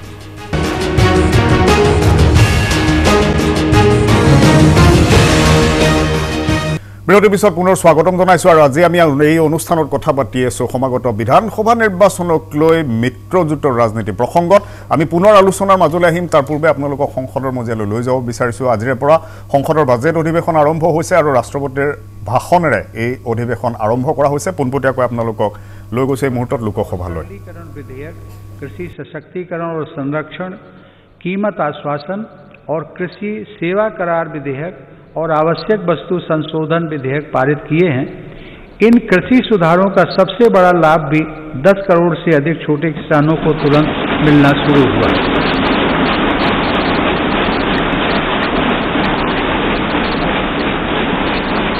छोटे किसानों को होने वाले इन लाभों को समझते हुए ही अनेक राजनीतिक दलों ने समय समय पर इन सुधारों को अपना भरपूर समर्थन दिया था देश में अलग अलग फोरम पर देश के हर क्षेत्र में 2 दशकों से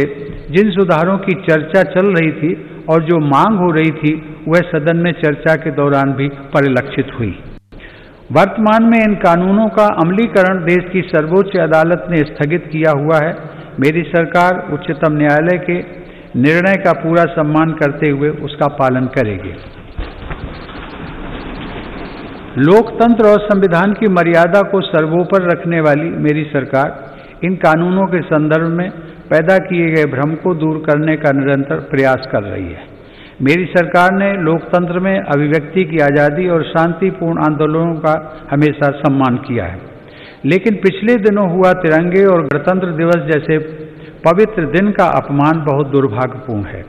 जो संविधान हमें अभिव्यक्ति की आज़ादी का अधिकार देता है वही संविधान हमें सिखाता है कि कानून और नियम का भी उतनी ही गंभीरता से पालन करना चाहिए मेरी सरकार ये स्पष्ट करना चाहती है कि 3 नए कृषि कानून बनने से पहले पुरानी व्यवस्थाओं के तहत जो अधिकार थे तथा जो सुविधाएं थी उनमें कहीं कोई कमी नहीं की गई है बल्कि इन कृषि सुधारों के जरिए सरकार ने किसानों को नई सुविधाएं उपलब्ध कराने के साथ नए अधिकार भी दिए हैं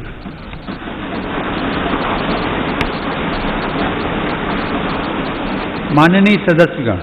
कृषि को और लाभकारी बनाने के लिए मेरी सरकार आधुनिक कृषि इंफ्रास्ट्रक्चर पर भी विशेष ध्यान दे रही है इसके लिए 1 लाख करोड़ रुपए के एग्रीकल्चर इंफ्रास्ट्रक्चर फंड की शुरुआत की गई है देश भर में शुरू की गई किसान रेल भारत के किसानों को नया बाजार उपलब्ध कराने में नया अध्याय लिख रही है यह किसान रेल एक तरह से चलता फिरता कोल्ड स्टोरेज है अब तक 100 से ज़्यादा किसान रेलें चलाई जा चुकी हैं जिनके माध्यम से 38,000 टन से ज़्यादा अनाज और फल सब्जियां एक क्षेत्र से दूसरे क्षेत्र तक किसानों द्वारा भेजी गई हैं माननीय सदस्यगण किसानों की आय बढ़ाने के लिए मेरी सरकार ने पशुधन को आय के स्रोत के रूप में स्थापित करने पर भी विशेष जोर दिया है इसी का परिणाम है कि देश का पशुधन पिछले 5 वर्षों में सालाना 8.2% की दर से बढ़ रहा है सरकार ने डेयरी क्षेत्र में बुनियादी ढांचे की स्थापना और निवेश को प्रोत्साहित करने के लिए 15,000 करोड़ रुपए के पशुपालन अवसंरचना विकास कोष की स्थापना भी की है। मेरी सरकार ने पशुपालन और मत्स्य पालन को भी कृषि क्षेत्र की तरह ही किसान क्रेडिट कार्ड की सुविधा दी है। देश में प्रधानमंत्री मत्स्य संपदा योजना के माध्यम से मछुआरों की आय को बढ़ाने के लिए भी काम हो रहा है। इस क्षेत्र में अगले 5 सालों में लगभग 20,000 करोड़ रुपए का निवेश करने की योजना है। किसानों की आमदनी बढ़ाने के लिए मेरी सरकार अन्नदाता को ऊर्जादाता बनाने का भी अभियान चला रही है। प्रधानमंत्री कुसुम योजना के तहत किसानों को 20 लाख सोलर पंप दिए जा रहे हैं। सरकार द्वारा गन्ने के सीरे, मक्का, धान इत्यादि से एथनॉल के उत्पादन को भी बढ़ावा दिया जा रहा है। पिछले 6 वर्षों में सरकार की सकारात्मक नीतियों के कारण एथनॉल का उत्पादन 38 करोड़ लीटर से बढ़कर 190 करोड़ लीटर हुआ है। यह उत्पादन इस वर्ष बढ़कर 320 करोड़ लीटर तक हो जाएगा, ऐसी उम्मीद है। एथनॉल देश के किसानों की आय बढ़ाने का एक बड़ा जरिया बनकर उभर रहा है। माननीय सदस्यगण, पूज्य बापू आत्मनिर्भर आदर्श गांव के निर्माण की इच्छा रखते थे। इसी विचार को लेकर चल रही मेरी सरकार आज गांव के बहुआयामी विकास के लिए लगातार काम कर रही है। गांव के लोगों का जीवन स्तर सुधरे, यह मेरी सरकार की प्राथमिकता है। इसका उत्तम उदाहरण 2014 से गरीब ग्रामीण परिवारों के लिए बनाए गए 2 करोड़ घर हैं।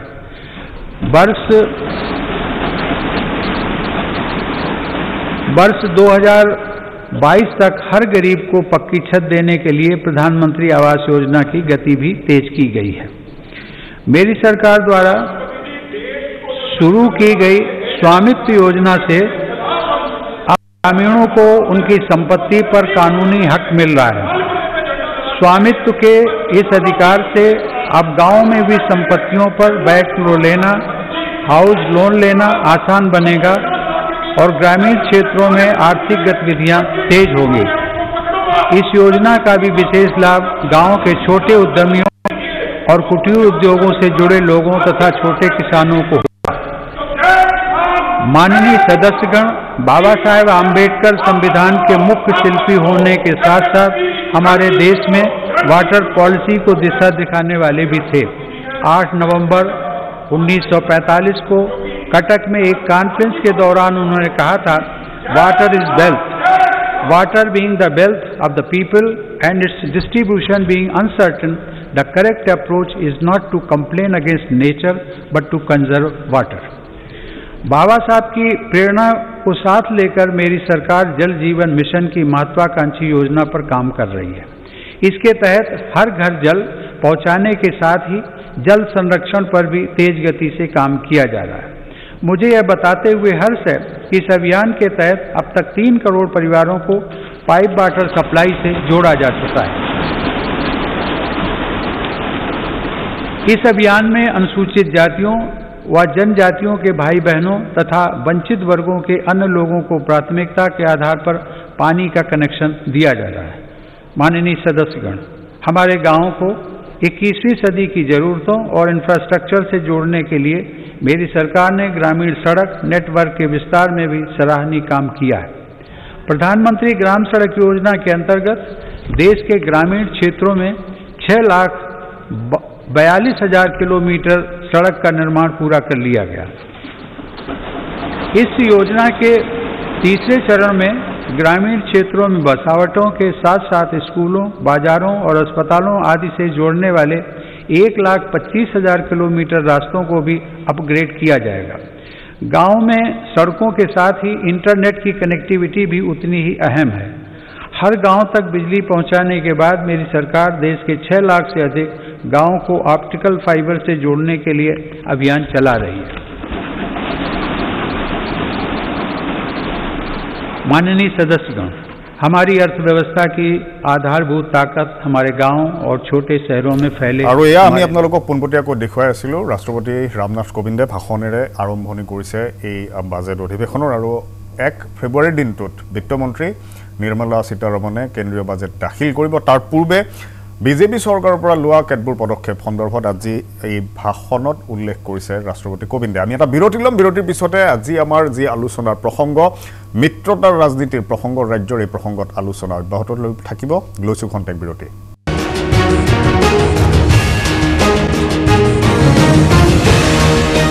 বিৰতিৰ পিছত পুনৰ স্বাগতম জনাইছো আমাৰ এই অনুষ্ঠানলৈ আৰু নিৰ্বাচনমুখী অসমত এতিয়া মিত্ৰতাৰ ৰাজনীতি বেছ আকৰ্ষণীয় হৈ পৰিছে ইতিমধ্যে কংগ্ৰেছৰ মহাজোঁট বন্ধন হ'ল তাৰ পাছতে এতিয়া চৰ্চা চলিছে আঞ্চলিক মিত্ৰজোঁট অচিৰে হোৱাৰ সম্ভাৱনাৰ কথা আৰু ইয়াৰ মাজতে মন্ত্ৰী বিপিএফ মন্ত্ৰী প্ৰমীলা ৰাণী ব্ৰহ্মই যি ঘোষণা কৰিছে সেই চৰ্চাক অধিক মাত্ৰা দিছে মই এই মুহূৰ্তত বৰ্ণালী ফুকন আপোনাৰ ওচৰলৈ আহিছোঁ যদিওবা কংগ্ৰেছৰ মহাজোঁট হোৱাৰ পাছত এই কথা কোৱা হৈছে যে এই মহাজোঁটে এতিয়া বিজেপিক ক্ষতি কৰিব বিজেপি শংকিত হৈছে কিন্তু বিজেপিয়ে এটা ফালৰ পৰা তেওঁলোকে যথেষ্ট সন্তুষ্টিৰে বহি আছে আমি যেটো দেখিবলৈ পাইছো যে এজেপি ৰাইজৰ দল এই আঞ্চলিক মিত্ৰজোঁটসমূহে যেতিয়া আগুৱাই অহাৰ এটা পৰিকল্পনা কৰিছে আঞ্চলিক মিত্ৰজোঁটত তেওঁলোক আবদ্ধ হৈ আগুৱাই যোৱাৰ পৰিকল্পনা কৰিছে ইয়ে কিন্তু কংগ্ৰেছকহে ক্ষতি কৰিব ক্ষতি নকৰে বিজেপিক চাওক আজি বিজেপি শংকিত হোৱাটো একদম খুবেই স্বাভাৱিক কথা আজি এনেকুৱা বহুত কেইখন আসন আছে যোৱাটো নিৰ্বাচন বিধানসভা নিৰ্বাচনত য'ত নেকি কংগ্ৰেছ আৰু ইউডিএফৰ যোনটো ভোটৰ প্যাটাৰ্ন হয় দুটা মাৰ্জিন কৰি দিলে বিজেপিতকে বহু কেইখন আসনত বেছি হৈ আছে গতিকে বিজেপিয়ে সংকাত ভুগিছে আৰু তেওঁলোকে যিটো দেখুৱাইছে যে নিৰ্ভীক হৈ বহি আছে সেইটো তেওঁলোকে এটা মানে শ্ব' অফ কৰিবৰ কাৰণে সেইটো দেখুৱাইছে আৰু তাৰোপৰি আজি আঞ্চলিক দলসকলে আপোনাৰ জাতীয় পৰিষদ আৰু আপোনাৰ ৰাইজৰ দলে আজি একগোট হ'ব বিচৰা নাই কিন্তু আমি একদম নিশ্চিত কাৰণ ৰাইজে বিচাৰিছে তেওঁলোক আহিব কাৰণ ৰাইজে আজি কংগ্ৰেছক কিয় বিচাৰিছে আজি কা আন্দোলনতে চাওক কা আন্দোলনত সৰ্বাধিক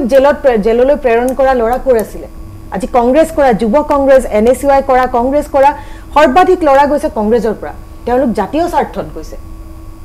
আৰু চাওক আজি মই জাতীয় পৰিষদৰ হৈ কোৱা নিচিনা হ'ব কিন্তু আজি লুৰিণজ্যোতি গগৈৰ জাতীয় পৰিষদ দলটোক ইমান বেয়াকৈ তেওঁলোকে সমালোচনা কৰি আছে বিজেপিয়ে সংখ্যালঘুৰ দল বুলি কৈছে কিন্তু সংখ্যালঘুৰ দল বুলি আমিতো কেতিয়াও কোৱা নাই কাৰণ তেওঁলোকে কাম কৰিছে আৰু তাৰোপৰি বিজেপিয়ে আজি কি কৰিছে আজি বিজনেছমেন হাবিব ৰেহমান আপোনালোকে সকলো ৰাইজে গমে পাইছে যে তেওঁ হয় হাবিব মোহাম্মদ চৌধুৰী তেখেতে হেলিকপ্টাৰ লৈ লাউছৰ বিজনেছমেন তেখেতে হেলিকপ্টাৰ লৈ মাইনৰিটি এৰিয়াবিলাকত গৈছে তেওঁতো বিজেপিয়ে নিশ্চয়ভাৱে প্ৰজেক্ট কৰিছে কাৰণ বিজেপিয়ে যদি প্ৰজেক্ট নকৰিলে হয় তেওঁ গৈ পেলে ইউডিএফৰ এগেইনষ্টত বা তেওঁ কৈ আছে যে যোনসকলে আপোনালোকক ভোটৰ কাৰণে ইউজ কৰে তেওঁলোকক ভোট নকৰিব তাৰ কাৰণ তেওঁ ডাইৰেক্টলি বিজেপিৰ কথা কৈ আছে তেওঁ বিজেপি প্ৰক্ষেপ কৰিছে গতিকে বিজেপিয়ে আতৰত থাকি পেলে বিজেপিয়েহে মুছলিম ভোটাৰ্ছ টি গাৰ্ডেনৰ ভোটাৰ্ছখিনিৰ লগত খেলি আছে ভোটৰ নামত আৰু বেলেগক কিবা এটা ক'লে আপোনাৰ বেলেগে যদি মুছলিম এৰিয়াত গৈ মিটিং এখন কৰে তেওঁলোক মুছলিম পাৰ্টি হৈ যায় গতিকে সেই কথাবোৰ অসমৰ ৰাইজে বিৰাট ধুনীয়াকৈ গম পাইছে তাৰোপৰি বিজেপিয়ে জনা উচিত আৰু অসমৰ ৰাইজক খুব ভালকৈ জানে আমেৰিকান বেপ্টিষ্ট মিনিষ্টাৰ যোনজন আছিলে মাৰ্টিন লুথাৰ কিং জুনিয়ৰ তেখেতে সেই শতিকাতে কৈ থৈ গৈছিলে যেতিয়া এখন দেশৰ শাসনভাৰ ধৰ্ম বেছ হ'ব তেতিয়া সদায় ৰাইজে গম পাব যে সেইখন দেশৰ শাসনভাৰ সদায় ভুল মানুহৰ হাতত আছে ঠিক আছে আপোনাৰ মন্তব্যৰ আধৰিয়ে মই প্ৰণৱ বৰুৱা ডাঙৰীয়াৰ পৰা জানিব বিচাৰিছোঁ যে সংখ্যালঘু ভোটাৰক কাষ চপাৰ বাবে শেহতীয়াকৈ এটা চৰ্চা চলি আছিল যে হবিব মোহাম্মদ চৌধুৰীক বিজেপিয়ে ভোটাৰৰ মাজলৈ সোমোৱাই দিছে ভাৰতীয় জনতা পাৰ্টিৰ লগত এই ব্যক্তিগৰাকীৰ কোনো সম্পৰ্ক নাই তেখেতে বিজেপিৰ সদস্যও নহয় আৰু বিজেপিয়ে তেনেকৈ তেখেতক পঠিয়াব লগা এনেকুৱা আমাৰ অৱস্থাও হোৱা নাই কিন্তু ইয়াত এটা কথা আছে যে এইমাত্ৰ আমাৰ কংগ্ৰেছৰ মুখপাত্ৰগৰাকীয়ে যিটো কথা ক'লে মই দেখা পাইছোঁ যে কংগ্ৰেছ দলটোৰ বিশেষকৈ আজি বহুদিন আগৰ পৰাই মই দেখা পাইছোঁ যে কংগ্ৰেছৰ এটা আগতে এনেকুৱা কথা আছিল যে আলি কুলিৰ থাকিলে আমাৰ চিন্তা নাই এনেকুৱা কংগ্ৰেছৰ নেতাসকলে কৈছিল আৰু কংগ্ৰেছৰ এটা এডভান্টেজ আছিল যে কংগ্ৰেছৰ স্বাধীনতা আন্দোলনৰ জৰিয়তে তেওঁলোকে জনসাধাৰণৰ মাজত পৰিচিত আছিল সেইকাৰণে বুথ কমিটি বনাব যাওঁতে কংগ্ৰেছে তাতে কংগ্ৰেছ কি বস্তু সেই কথাটো মানুহক নুবুজালেও কংগ্ৰেছীসকলে এটা এডভান্টেজ পাইছিল যিটো নেকি অন্য নতুনকৈ জন্ম হোৱা দলৰ ক্ষেত্ৰত এইটো সম্ভৱপৰ নহয় দ্বিতীয় কথাটো হৈছে কি এতিয়া হবিব চৌধুৰী যদি গৈছে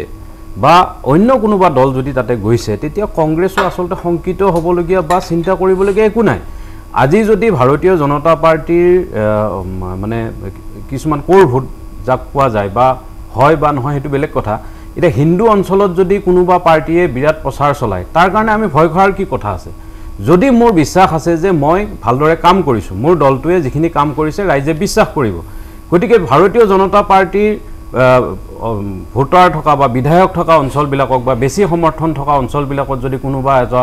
বেলেগ মানুহ যায় কোনোবা ধৰ্মীয় নেতা যাই পেলাই যদি ভাবে আমি যদি কওঁ যে ইয়ে বিজেপিৰ ভোট ভাঙিব সেই কথাটো আমাৰ দুৰ্বল দিশবিলাক প্ৰকাশ কৰে আসলতে যদি কংগ্ৰেছৰ অঞ্চলত কোনোবা সংখ্যালঘু নেতা গৈছে তেওঁলোকৰ ভয় খাবলগীয়া কোনো দৰকাৰ নাই কাৰণ তেওঁলোকে যদি সঁচাই সংখ্যালঘু অঞ্চলত ভালদৰে কাম কৰিছে তেতিয়া মানুহে নিশ্চয় তেওঁলোকক আকোৱালি ল'ব ইয়াততো ভয় খোৱাৰ কোনো কথা নাই বা কোনোবা ব্যক্তি গ'লে বিজেপিয়ে পঠিয়াইছে বা অন্য কোনো পঠিয়াইছে মই ভাবোঁ তেনেকুৱা ধৰণৰ চিন্তাৰো কোনো প্ৰয়োজন মই দেখা নাই আমাৰ কথাটো হৈছে কি ধৰ্মীয় মেৰুকৰণৰ আজি যদি আপোনালোকে চায় তেতিয়াহ'লে যদি অসমত ধৰ্মীয় মেৰুকৰণ হয়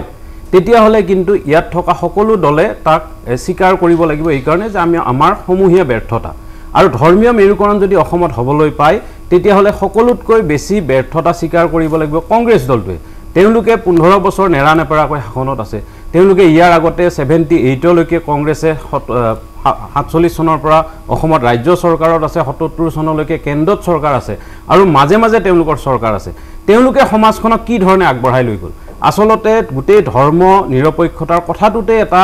এনেকুৱা বস্তু এটা থাকি গ'ল যে নেকি আমি মুখত এটা ধৰ্ম নিৰপেক্ষতাৰ কথা কওঁ আৰু বাস্তৱিকতে ধৰ্ম নিৰপেক্ষতা আজিও ভাৰতত একে নহয় আপোনালোকক মই এটা কথা ক'ব বিচাৰিছোঁ আজি ভাৰতত ইউনিফৰ্ম সিভিল কোডখন কিয় নহ'ল যিখিনি নেকি সংবিধানত উল্লেখ আছে যে ইউনিফৰ্ম সিভিল কোড এখন সোনকালে হ'ব লাগে বুলি সুপ্ৰিম কোৰ্টত কেইবাবাৰো জাজমেণ্টত কৈছে যে ভাৰতত যদি সঁচা প্ৰকৃত অৰ্থত ধৰ্ম নিৰপেক্ষতা আনিব লাগে জেণ্ডাৰ জাষ্টিছ আনিব লাগে তেতিয়াহ'লে ইউনিফৰ্ম সিভিল কোড এখন লাগিব কিন্তু দুৰ্ভাগ্যজনক কথা কংগ্ৰেছে সদায় ইউনিফৰ্ম সিভিল কোডৰ পাৰ্লিয়ামেণ্টত যেতিয়াই কথাটো আহে তেতিয়া তেওঁলোকে অন্য দিশলৈকে লৈ যায় বা বিৰোধ কৰে আমি চাহবানু গোচৰটো দেখা পাইছোঁ গতিকে কংগ্ৰেছৰ আজি যদি অসমত ধৰ্মীয় মেৰুকৰণ কিবা কাৰণত হয় তাৰ কাৰণে সবতকে কিন্তু দায়িত্ব স্বীকাৰ কৰিব লাগিব সকলো ৰাজনৈতিক দলে কিন্তু কংগ্ৰেছে বেছি এই কাৰণে স্বীকাৰ কৰিব লাগিব বুলি মই ভাবোঁ যে তেওঁলোকে বেছি সময় শাসনত আছে তেওঁলোকে সমাজখনক কি ধৰণে আগবঢ়াই লৈ গ'ল গতিকে এই কথাটো মই নিবিচাৰোঁ যে ধৰ্মৰ ভিত্তিত যিকোনো দলে ভোট বিচাৰক কিয় কাৰণ ধৰ্মীয় এটা আৱেগিক বিষয় ভাষা এটা আৱেগিক বিষয় এই বিষয়বিলাক যেতিয়া ৰাজনীতিৰ বিষয় হয় তেতিয়া সৰ্বসাধাৰণৰ জনজীৱনৰ সমস্যাসমূহ কিন্তু ৰাজ্যৰ প্ৰেক্ষাপটত বেছিকৈ আমি দেখিবলৈ পাওঁ বদৰুদ্দিন আজমল আজি কংগ্ৰেছৰ মিত্ৰজোঁটত আছে বদৰুদ্দিন আজমলে বাৰে বাৰে কৈ আছে যে যদিহে আকৌ বিজেপি চৰকাৰ আহে তেনেহ'লে মুছলমানৰ দাড়ি টুপি নাথাকিব মহিলাই বোৰখা পিন্ধিব নোৱাৰিব তাৰ বিপৰীতে মন্ত্ৰী হিমন্ত বিশ্ব শৰ্মাই কৈছে যদিহে কংগ্ৰেছ আৰু আজমলৰ চৰকাৰ আহে মানুহ মন্দিৰলৈ যাব নোৱাৰিব তেনেহ'লে কি হৈ আছে এইবোৰ ধৰ্মৰ নামতে এইটো ৰাজনীতি চলি আছে আজিও সৰ্বসাধাৰণ ৰাইজ সকলোৰে ওপৰত তেওঁলোকে নিৰ্বাচনৰ সময়ত সঠিক সিদ্ধান্ত ল'ব বুলি মোৰ বিশ্বাস আছে কিন্তু মই এটা কথা ক'ব বিচাৰিছোঁ যে আজি যদি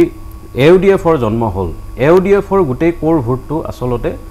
80% ভোটেই কংগ্ৰেছ দলে বিভিন্ন সময়ত পাই আহিছে যদি সেই মানুহখিনিৰ কথা কংগ্ৰেছ দলে ভালদৰে চিন্তা কৰিলে হয় তেতিয়াহ'লে বদৰুদ্দিন আজমলৰ কেনেকৈ উৎপত্তি হ'লহেঁতেন আপুনি কওক গতিকে বদৰুদ্দিন আজমলৰ উত্থান কিন্তু কংগ্ৰেছৰ ব্যৰ্থতাৰ এটা প্ৰতীক এই কথাটো তেওঁলোকে স্বীকাৰ কৰিব লাগিব এতিয়া বদৰুদ্দিন আজমলে কি ধৰণৰ ৰাজনীতি কৰিব সেইটো তেওঁৰ ওপৰত ডিপেণ্ড কৰিব আৰু দ্বিতীয় কথা ৰাইজে সেই কথাটো স্বীকাৰ কৰে নে নকৰে 2021 চনত সেইটো পৰিফলিত হ'ব আমি বিচাৰিছোঁ যে আমি ভাৰতীয় জনতা পাৰ্টীৰ সকলো মানুহক আমি প্ৰতিনিধিত্ব কৰোঁ আৰু প্ৰকৃত অৰ্থত এখন ধৰ্ম নিৰপেক্ষতা দেশ এখন প্ৰতিস্থাপিত হওক তাৰ কাৰণে আমি সদায় ইউনিফৰ্ম সিভিল কোডৰ কথা কৈছোঁ আৰু মই বিচাৰোঁ ধৰ্ম নিৰপেক্ষতাটো আজি আপুনি চাব যে ধৰ্ম নিৰপেক্ষতা ক'ত যদি এজন মুছলমান ল'ৰাই হিন্দু ছোৱালী এগৰাকী বিয়া কৰায় তেতিয়া সেই অঞ্চলটোত অশান্তিৰ পৰিস্থিতিৰ সৃষ্টি হয় এজন হিন্দু ল'ৰাই যদি মুছলিম ছোৱালী এজনী বিয়া কৰায় বা অন্য ধৰ্মৰ বিয়া কৰায় আপুনি দেখা পাব তাত এটা অপ্ৰীতিকৰ পৰিস্থিতিৰ সৃষ্টি হয় আচলতে 70 বছৰত যদি এই কথাটো সমাজে যেতিয়া স্বতঃস্ফূৰ্তভাৱে স্বীকাৰ কৰিব পৰা হ'ব তেতিয়া আচলতে বাস্তৱত ভাৰত ধৰ্ম নিৰপেক্ষ হ'ব কিন্তু তাৰ আগলৈকে ধৰ্ম নিৰপেক্ষতা কেৱল ইলেকশ্যনৰ নামত শ্লোগান হৈ থাকে আমাৰ সকলোৰে এটা সমূহীয়া দায়িত্ব আমি সমাজখনক সেই ধৰণৰ পৰিৱেশলৈকে লৈ যাব লাগে ঠিক আছে মই আহিম আৰু আপোনাৰ ওচৰলৈ এই মুহূৰ্তত মই দৰ্শকসকলক দেখুৱাই ল'ব বিচাৰিছোঁ আজি ইতিমধ্যে সকলোৱে জানে যে বাজেট অধিৱেশন আৰম্ভ হৈছে ৰাষ্ট্ৰপতিৰ ভাষণেৰে অধিৱেশন আৰম্ভ কৰা হৈছে ভাষণ প্ৰসংগত ৰাষ্ট্ৰপতি ৰামনাথ কোবিন্দে এটা অসমীয়া কবিতা পাঠ কৰিছিল আমি দৰ্শকসকলক দেখুৱাই ল'ব বিচাৰিছোঁ संसद के आप सभी सदस्य हर भारतवासी के इस संदेश और इस विश्वास के साथ यहाँ उपस्थित हैं कि चुनौती कितनी ही बड़ी क्यों न हो ना हम रुकेंगे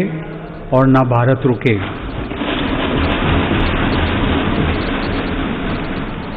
भारत जब जब एकजुट हुआ है तब तब उसने असंभव से लगने वाले लक्ष्यों को प्राप्त किया है। ऐसी ही एकजुटता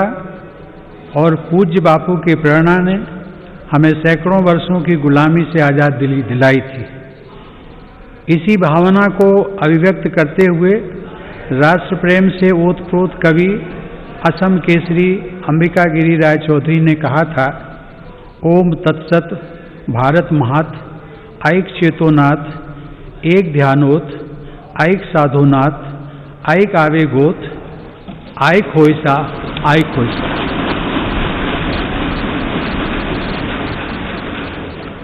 अर्थात भारत की महानता परम सत्य है। एक ही चेतना में, एक ही ध्यान में, एक ही साधना में, एक ही आवेग में एक हो जाओ, एक हो जाओ। और इतिमध्ये आपनालोके शुनिले अंबिका गिरी राय चौधरीर कवितार पंक्ति आवराय तेও इतिमध्ये এই ভাষণত বিশেষ উদ্ধৃতি দিছিল। আমি পুনৰ আলোচনাৰ মাজলৈ আহিব বিচাৰিছো। ইতিमध्ये বিজেপিৰ যিগৰাকী মুখপাত্ৰ প্ৰণৱ বৰুৱা ডাঙৰীয়া বহু কথা কৈছে। অমৃত খাটুনিয়া ডাঙৰীয়া আপোনাৰ ওচৰলৈ আহিছো পুনৰ এবাৰ। মই এই প্ৰসংগটোলৈ অহা নাই। মানুহে এতিয়া জানিব বিচাৰে যে আঞ্চলিক দলসমূহৰ মাজত মিত্ৰতাটো কেতিয়া হ'ব। আঞ্চলিক মহাজোঁটক লৈ এটা চৰ্চা যেহেতু চলি আছে আৰু সমাগত নিৰ্বাচনত ই এটা বিশেষ ভূমিকা ল'ব বুলি কোৱা হৈছে। জানিব বিচাৰিছো যে অসম জাতীয় পৰিষদ আৰু ৰাইজৰ দলৰ ফালৰ পৰা একেখন মঞ্চৰ পৰা কেতিয়া আমি সেই ঘোষণা দেখিবলৈ পাম। নহয়, এইটো আমাৰ ৰাইজৰ দলৰ লগত যিটো আমাৰ সম্বন্ধ বা যিটো এলায়েন্সৰ কথা কৈছে বা ৰাইজে এতিয়া হেৰি কৰি আছে, সেইটো ক্ষেত্ৰত হৈছে কি আমাৰ কাৰ্যনিৰ্বাহকে আমাৰ সভাপতি মহোদয় পুৰা কৰ্তৃত্ব দিয়া হৈছে। গতিকে তেখেতে সেইটোৰ ওপৰত বিবেচনা কৰিব, তেখেতেহে সেইটোৰ ওপৰত ক'ব। গতিকে এতিয়ালৈকে আমি একো ক'ব পৰা অৱস্থাটোত নাই। গতিকে সেই প্ৰসংগত মই এতিয়া আপোনালোকৰ আগত একো ক'ব নোৱাৰোঁ, এক নম্বৰ কথা। কিন্তু ইয়াৰ আগতে এইটো কথা মই স্পষ্ট কৰিলোঁ। ইয়াৰ কথা কিছুমান কথা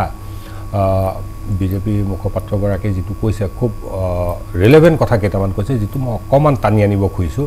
তেখেতে কৈছে যে আজি অসমত ৰিজনেল পাৰ্টিৰ ওপৰত আস্থা, কাৰণ মানুহৰ লাহে লাহে আস্থাভাজন যিটো আনিব পাৰিব লাগিছিলে সেইটো এটা অভাৱ। ঠিকেই, কাৰণ সেই অভাৱটো কিয় আহিছে আজিকালি বিশ্বাসযোগ্যতা কিয় নাইকিয়া হৈ গৈছে? কাৰণ দেখা গৈছে যে অসমৰ আঞ্চলিকতাবাদত বিশ্বাস কৰা যিখিনি নেতা আছিল পৰ্যায়ক্ৰমে তেখেতসকলে বিভিন্ন ৰাজনৈতিক দললৈ, ৰাষ্ট্ৰীয় ৰাজনৈতিক দললৈ গৈছে। তাৰ উদাহৰণস্বৰূপে দেখা গৈছে যে একদম লাষ্ট হেৰিটো সময়ত, যিটো সময়ত অসম বিপদাপন্ন, সেইটো সময়তে আঞ্চলিকতাবাদ এৰি আমাৰ হিমন্ত বিশ্ব শৰ্মাই কওক, আপুনি ৰঞ্জিত দাস ডাঙৰীয়াই কওক, আপুনি চন্দ্ৰমোহন পাটোৱাৰী ডাঙৰীয়াই কওক, আমাৰ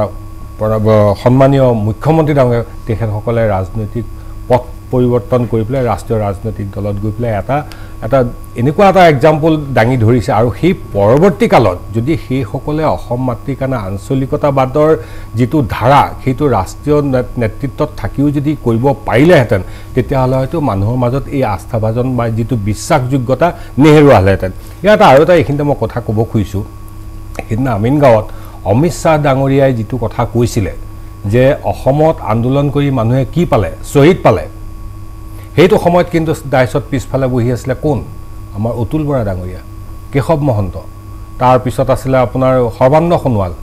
এই গোটেইখিনি মানুহে কিন্তু আন্দোলন কৰি পেলাই আজি সেইখন চকীত বহিবলৈ পাইছে। তেনেকুৱা সময়ত সেইটো সময়ত কিয় তেখেতসকলে প্ৰতিবাদ কৰিব নোৱাৰিলে যে এইটো কথা সঁচা কথা নহয়? যিটো কাম মমতা বেনাৰ্জীয়ে কৰি দেখুৱাব পাৰিলে জয় শ্ৰীৰাম বুলি কওঁতে কলিকতাত, সেইখিনি আমি আশা কৰিছিলোঁ আমাৰ জাতীয় নায়কজনে সেইখিনি কাম কৰিব পাৰিব লাগিছিলে। গতিকে এনে এটা কথা হৈছে কি, যেতিয়া এই আঞ্চলিকতাবাদৰ নেতৃত্ব বা বিশ্বাসী মানুহ যেতিয়া বিজেপিলৈ গৈছে, তেখেতসকলক মষিমূৰ কৰি পেলোৱা হৈছে। যেনেকৈ BPF-ক গ্ৰাস কৰি পেলাই নাইকিয়া কৰি পেলাল, ঠিক তেনেকৈ আজি অসম গণ পৰিষদ এটা আঞ্চলিকতাবাদ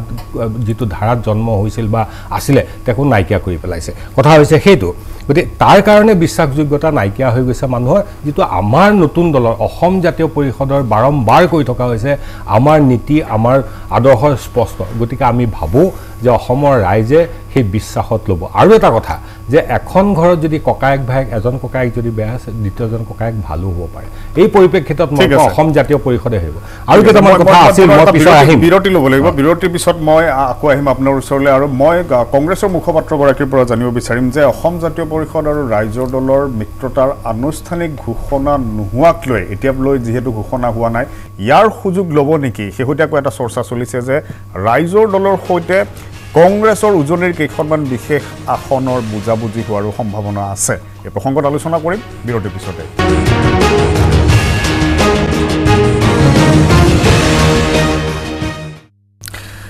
বিৰতিৰ পিছত পুনৰ স্বাগতম জনাইছোঁ আৰু ইতিমধ্যে এই অনুষ্ঠানত আজি আলোচনা প্ৰসংগ ইতিমধ্যে আপোনালোকে জানিব পাৰিছে যে সমাগত বিধানসভা নিৰ্বাচনক লৈ যি মিত্ৰজোঁটৰ ৰাজনীতি চলি আছে এই প্ৰসংগত আমি আলোচনা কৰি আছোঁ মই কংগ্ৰেছৰ মুখপাত্ৰগৰাকীৰ ওচৰলৈ আহিছোঁ বৰ্ণালী ফুকন আপোনাৰ পৰা জানিব বিচাৰিছোঁ শেহতীয়াকৈ এটা প্ৰসংগ চৰ্চালৈ আহিছে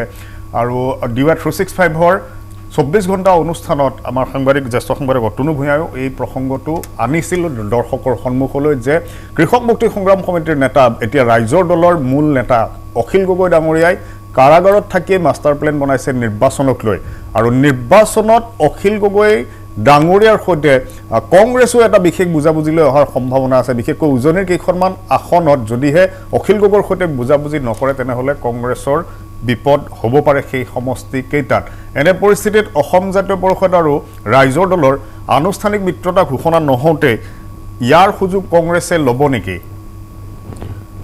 সুযোগ লোৱা বুলি ক'ব নোৱাৰি কাৰণ আজি যোনটো পৰিস্থিতিত কংগ্ৰেছ আৰু ৰাইজৰ দলৰ কথা আপুনি ক'লে যে কংগ্ৰেছৰ ক্ষতি হ'ব একচুৱেলি কংগ্ৰেছতকৈ বেছি ক্ষতি ৰাইজৰ দলৰ হ'ব উজনি অসমত কাৰণ অখিল গগৈ ডাঙৰীয়াই তেওঁ নিৰ্দিষ্টকৈ নিবিচাৰিব নিশ্চিতভাৱে নিবিচাৰিব যে আৰম্ভণিতে তেওঁলোকে ইমান বেয়াকৈ মুখ ঠেকেচা খাওক গতিকে কংগ্ৰেছৰ লগত তেওঁলোক চামিলকৰণ হোৱাটো অনিবাৰ্য তেওঁলোকৰ কাৰণে আৰু কংগ্ৰেছ বৰ্তমান বহুত বেছি শক্তিশালী 28000 আমাৰ বুথ এতিয়া এক্টিভ হৈছে আমাৰ বুথ প্ৰতিটো বুথ ইমান ধুনীয়াকৈ এক্টিভ আৰু প্ৰতিটো আমাৰ ডিপাৰ্টমেণ্ট মহিলা কংগ্ৰেছ যুৱ কংগ্ৰেছ আমাৰ আপোনাৰ NSUI সেৱা দল সকলো ডিপাৰ্টমেণ্ট ইমান বেছি ধুনীয়াকৈ ৰাইজৰ মাজত সোমাই গৈ কাম কৰি আছে গতিকে কংগ্ৰেছৰ বৰ্তমান স্থিতি বিৰাট সবল আৰু তাৰোপৰি অলপ আগতে ডাঙৰীয়াই ক'লে যে অমিত শাহৰ লাষ্ট মিটিংখনৰ কথা ক'লে যে আন্দোলন কৰি কি পালে তেওঁলোকে কিন্তু মাত মাতিব নোৱাৰিলে কিন্তু অসমৰ কংগ্ৰেছ দলত এনেকুৱা এজন নেতা আছিলে তেওঁ অকল কংগ্ৰেছ দলৰ নহয় তেওঁ অসমৰ নেতা আছিলে তৰুণ গগৈ ডাঙৰীয়া আজি সকলোৱে ক'ব আজি বিজেপিৰ আছে জাতীয়তাবাদী পক্ষৰ পৰা আছে এতিয়া তেওঁলোকেও ক'ব যে IMDT এক্টখন অনাৰ সময়ত কিন্তু তৰুণ গগৈ ফাইট কৰিছিল কিন্তু একে জাতীয় নায়ক আজি সৰ্বানন্দ সোণোৱালে কা আন্দোলন কৰি পেলাই আমাৰ ইমান কণমানি ল'ৰা শ্বহীদ হৈ গ'ল কিন্তু তেওঁ আজি অসমীয়া বুথ যোনখিনি আছিলে তেওঁক হিলাব নোৱাৰিলে অসমীয়া ৰাইজে অসমীয়া কণমানি তেজ দি পেলাই তেওঁক কিনি হিলাবই নোৱাৰিলে তেওঁক কিন্তু কংগ্ৰেছৰ হৈ তৰুণ গগৈয়ে তেতিয়া অসমৰ ৰাইজৰ হৈ পেলাই IMDT এক্টৰ কাৰণে বহুত ধুনীয়াকৈ ফাইট কৰি গৈছিলে ঠিক আছে মই অমৃত খাটুনিয়া ডাঙৰীয়া আপোনাৰ ওচৰলৈ আহিছোঁ যদি ৰাইজৰ দলে কংগ্ৰেছৰ মহাজোঁটত চামিল হয় আৰু BPFৰ সৈতেও AJPৰ মিত্ৰতা নহয় তেনেহ'লে অসম জাতীয় পৰিষদে এই দুটা বৃহৎ মিত্ৰজোঁটৰ সক্ৰিয় শাসকীয় BJP মিত্ৰজোঁট আনফালে কংগ্ৰেছৰ মহাজোঁট এই দুই মহৰ মাজত কেনেদৰে আপোনালোকে যুঁজৰ পৰিকল্পনা লৈছে পাৰিবনে আপোনালোকে যুঁজিব এই দুই শক্তিৰ সন্মুখত